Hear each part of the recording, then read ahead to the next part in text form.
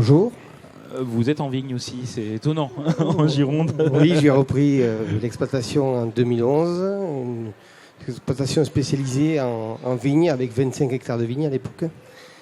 Et puis le temps est passé, mais le changement climatique faisant, la conjoncture aussi, en 2019, on a commencé à se poser pas mal de questions et en 2022, on a ouvert la porte à d'autres productions animales, d'abord des poules pondeuses, pour retirer rapidement de la trésorerie parce que la vigne étant, le contexte étant compliqué, il fallait trouver d'autres solutions.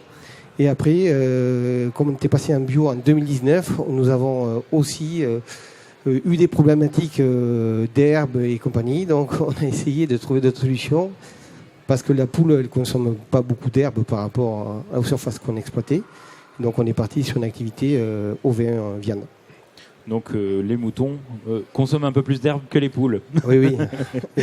Exactement. Et justement, quelles réalisations vous ont permis de vous inscrire dans une agriculture durable ?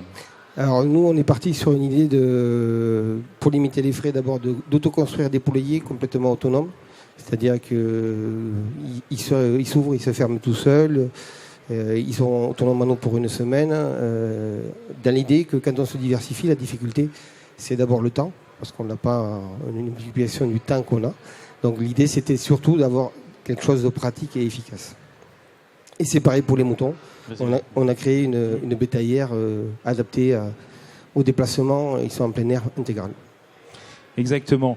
Et donc, quelle perspective pour la suite ? Continuer comme ça ?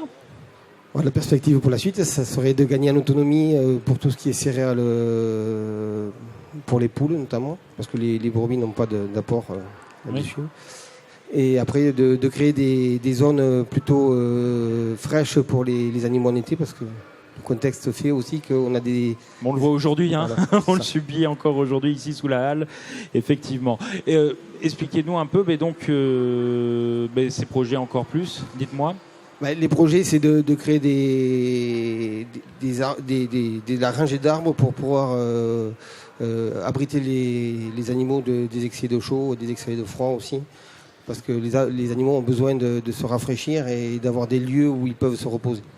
Créer de l'ombre naturelle, en quelque sorte. Et les poules, ça fonctionne bien ? Très bien. Très bien. Mais merci beaucoup et encore bravo. Merci à vous. Au revoir. Merci.